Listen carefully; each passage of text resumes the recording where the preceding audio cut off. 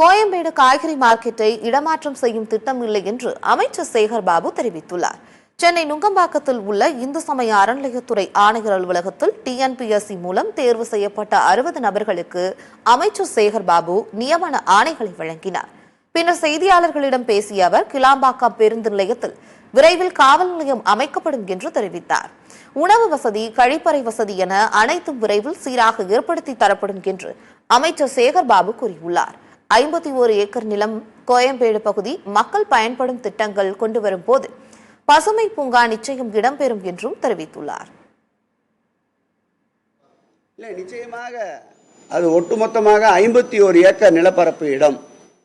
அந்த 51 ஏக்கர் நிலப்பரப்பு நிலத்திலே ஏதாவது மக்களுக்கு பயன்படுகின்ற கட்டமைப்புகளோ திட்டங்களோ கொண்டு வருகின்ற பொழுது நிச்சயமாக அதில் பசுமை பூங்காவும் இடம்பெறும்.